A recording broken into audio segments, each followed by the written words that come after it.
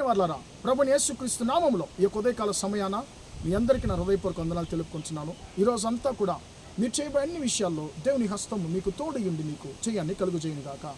Ruth గ్రంథము 2వ అధ్యాయము 12వ వచనం ఇలా సెలవిస్తుంది, యెహోవా నువ్వు చేసిన దానికి ప్రతిఫలం ఇచ్చును, యెహోవా నువ్వు చేసిన దానికి ప్రతిఫలం ఇచ్చును అనేటువంటి మాటను మనం చూస్తున్నామండి.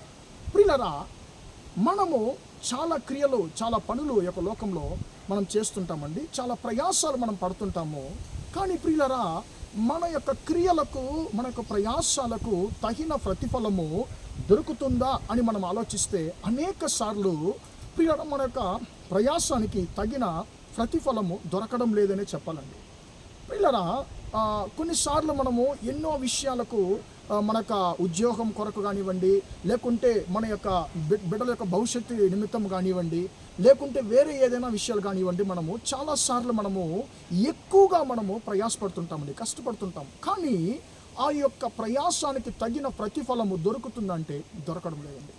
కానీ ప్రియులారా, యొక్క ఉదయకాల సమయాన ప్రభువైన దేవుడు మనందరం చూసి ఆయన అంటున్నాడు, నిన్ను చూసి అంటున్నాడు, నా బిడ్డ, నీ యొక్క క్రియలకు, నువ్వు చేసిన దానికి ఖచ్చితంగా నేను నీకు ప్రతిఫలాన్ని నేను ఇవ్వబోతున్నాను అని చెప్పి, ఫలితాన్ని నేను ఇవ్వబోతున్నాను అని చెప్పి దేవుడు నాతో మాట్లాడుతున్నాడండి. ప్రియులారా, ఈ యొక్క మాట రూత్ అనేటువంటి ఒక స్త్రీకి బోయేజ్ అనేటువంటి యజమానుడి ద్వారా చెప్పబడిన మాట అండి. ప్రియులారా, ఎందుకు ఆయన ఈ యొక్క రూత్ అనేటువంటి స్త్రీతో ఈ యొక్క మాట చెప్పాలి? ప్రియులారా, యొక్క రూతు ఒక విధవరాలుగా ఉంది. ఆమె మోయాబ్ దేశానికి చెందినటువంటి ఒక స్త్రీ అండి. ఆమె మోయాబ్ దేశంలో ఉన్నప్పుడు బెత్లెహేమీయుడు అయినటువంటి ఒక వ్యక్తిని ఆమె వివాహం చేసుకుంటుంది. కానీ ప్రియులారా, బెత్లెహేములో ఆమె తన యొక్క భర్తను కోల్పోతుంది. ఆమె మోయాబు దేశంలో ఆమె తన యొక్క భర్తను కోల్పోతుంది. భర్త చనిపోతున్నాడు. ప్రియులారా, ఇప్పుడు ఏం జరుగుతుంది? ఇప్పుడు తన యొక్క అత్తమైనటువంటి నయోమితో ప్రియులారా, ఆమె ఏం చేస్తుందంటే బయలుదేరి బెత్లెహేముకు వస్తుంది. మామయ్య అంటే ఆ నయోమి యొక్క భర్త గారు చనిపోయాడు, ఈమె రూతు యొక్క భర్త గారు చనిపోయారండి. ఇప్పుడు అత్త కోడలు ఇద్దరు కూడా ఆ యొక్క మోయాబ్ దేశం నుంచి బెత్లెహేముకు వస్తున్నారు.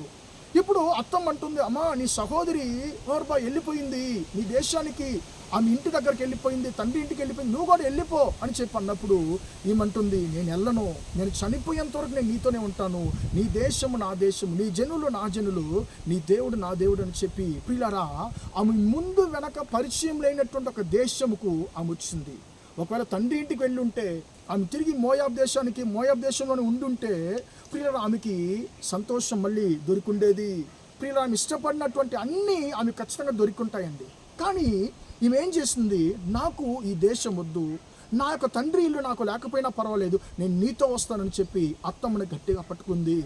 ప్రియులారా, ఆమె పుట్టి పెరిగినటువంటి తన యొక్క జన్మ దేశాన్ని విడిచిపెట్టి సర్వశక్తిమంతుడైనటువంటి దేవుని ద్వారా ఎన్నుకోబడినటువంటి బెత్లెహేము అంటే యెరూషలేములో ఉండేటువంటి బెత్లెహేముకు ఆమె వచ్చింది. ప్రియులారా, ఆమె జీవితంలో ఏ నమ్మకం లేదు. కానీ ప్రియులారా, ఆమె యొక్క ప్రయాసాన్ని, ఆమె చేసినటువంటి క్రియలను యెహోవా చూశాడు. నా యొక్క దేశానికి నువ్వు వచ్చావు కాబట్టి, నా యొక్క రెక్కల కింద నువ్వు సురక్షితంగా ఉండడానికి వచ్చావు కాబట్టి, నీ యొక్క క్రియలకు నేను ప్రతిఫలాన్ని ఇవ్వబోతున్నానని చెప్పి బోయేజు ద్వారా దేవుడు మాట్లాడాడు.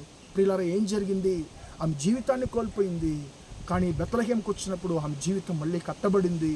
ప్రియులారా, ఇంకా ఆమె పొందుకున్నటువంటి శ్రేష్టమైనటువంటి ఆశీర్వాదం ఏంటంటే, ఆ రూతు యొక్క సంతతిలోనే ప్రభు అయిన యేసుక్రీస్తు జన్మించాడు. ప్రియులారా, మనుషులు ఒకవేళ మీ యొక్క క్రియలకు ప్రతిఫలం ఇవ్వకపోవచ్చేమో, కానీ నిన్ను చూసేటువంటి దేవుడు, నీ యొక్క బాధలు ఎరిగినటువంటి దేవుడు, నువ్వు మనుషుల ద్వారా మోసగించబడేది చూసేటువంటి దేవుడు, ఆయన ఈ యొక్క ఉదయకాలం సమయాన్ని చెప్తున్నాడు, నీ యొక్క క్రియలకు నువ్వు చేసిన దానికి నేను ప్రతిఫలం ఇవ్వబోతున్నాను నా కుమారుడు, నా కుమార్తెని చెప్పి నీతో మాట్లాడుతున్నాడు. అనేక రోజులుగా ఏదో ఒక విషయం కొరకు నువ్వు ప్రయాసపడి నువ్వు ఓడిపోతున్నావు, నువ్వు మోసగించబడుతున్నావు, నువ్వు సొమ్మసిల్లిపోయి ఉన్నావు.